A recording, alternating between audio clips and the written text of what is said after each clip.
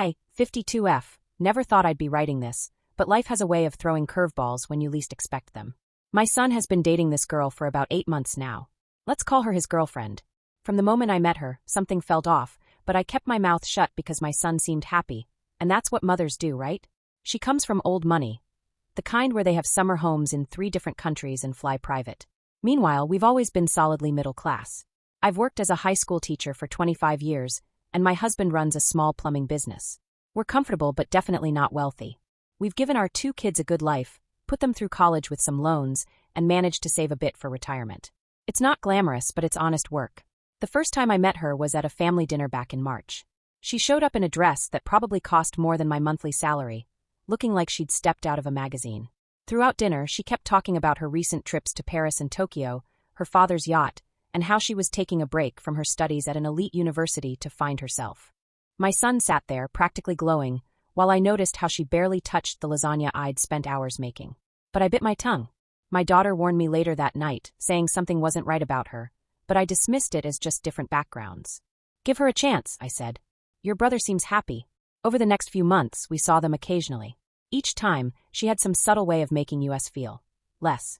Comments about our cute neighborhood, surprised remarks about how resourceful we were for doing our own home repairs instead of hiring people, or little jokes about shopping at regular stores. My husband would squeeze my hand under the table, our signal for let it go. Then came Thanksgiving. I'd been planning for weeks, wanting everything to be perfect, because she'd mentioned how her family usually celebrates at some exclusive resort in the Hamptons.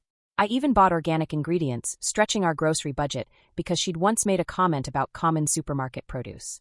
She arrived 3 hours late, disrupting all my careful timing, because she'd been having lunch with some socialite friends who were in town for the weekend. My son apologized for both of them, looking stressed and tired. She walked in wearing what looked like a cocktail dress to our family Thanksgiving, carrying a bottle of wine that she made sure to mention was from her family's private collection. Throughout dinner, she kept making these little comments about our quaint home and how charming it was that we cooked everything ourselves instead of having it catered. She picked at her food, making little faces at each dish. My daughter was gripping her fork so hard I thought it might bend, while her husband kept trying to change the subject. But the real kicker came during dessert. I'd made my mother's apple pie recipe, something I've been perfecting for decades. It's not just a dessert, it's a piece of our family history.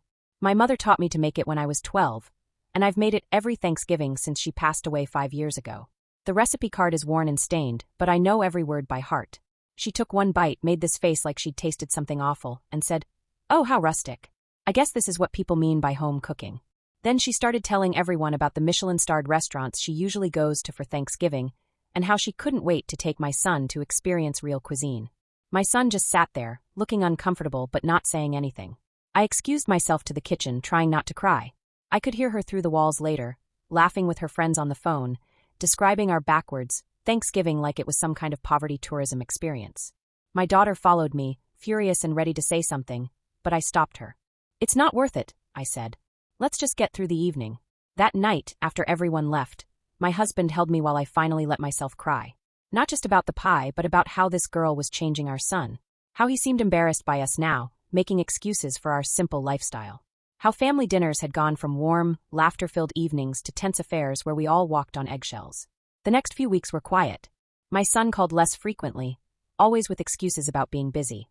When he did visit, it was usually alone, saying his girlfriend had some social engagement. Part of me was relieved, but I missed my boy. Then last night, everything changed.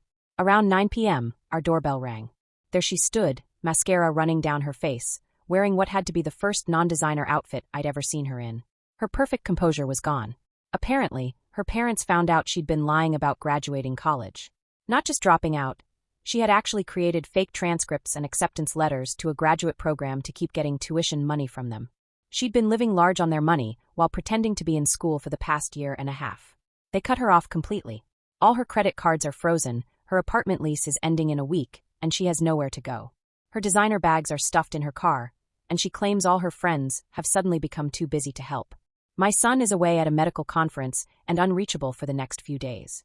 She begged me not to tell him, saying she's too ashamed and wants to figure things out first.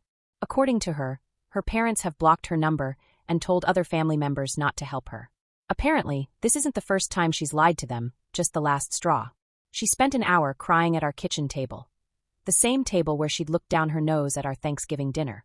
She apologized repeatedly, saying she was just trying to maintain the image she thought she needed to have.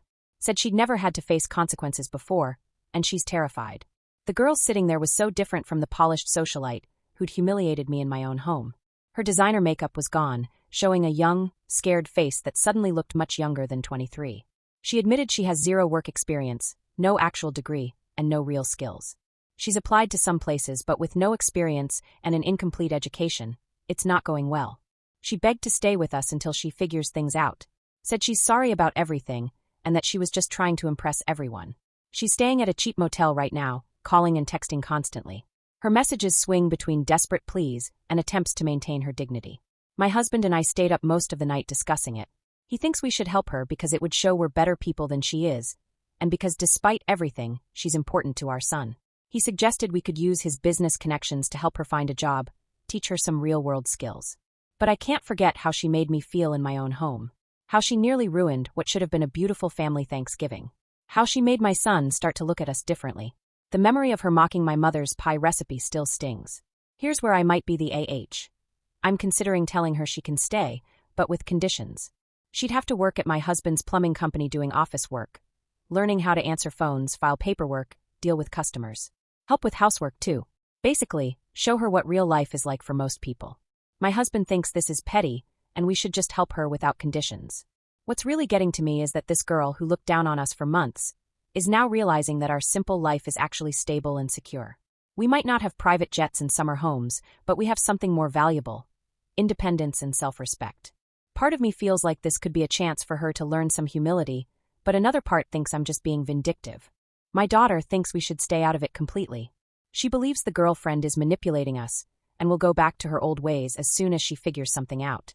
My son's best friend called after hearing about the situation and told us she's done similar things before, lying to get what she wants, then playing the victim when caught. The more I think about it, the more complex it becomes. If we help her, are we enabling bad behavior? If we don't, what will that do to our relationship with our son? And what about her? Despite everything, she's still very young, and maybe this is her wake-up call. I keep thinking about what my mother would do in this situation. She always said that kindness shouldn't depend on whether someone deserves it.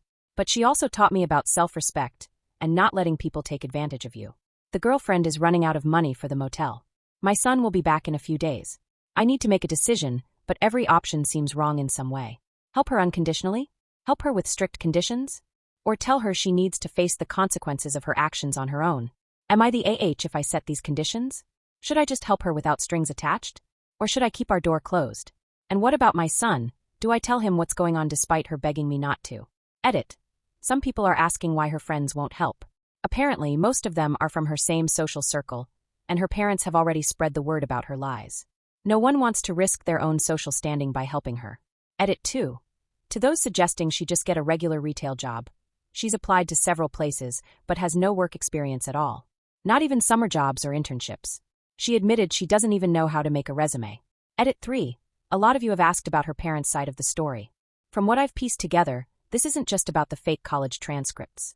She's apparently had a pattern of lying to them about various things over the years, and this was just the final straw.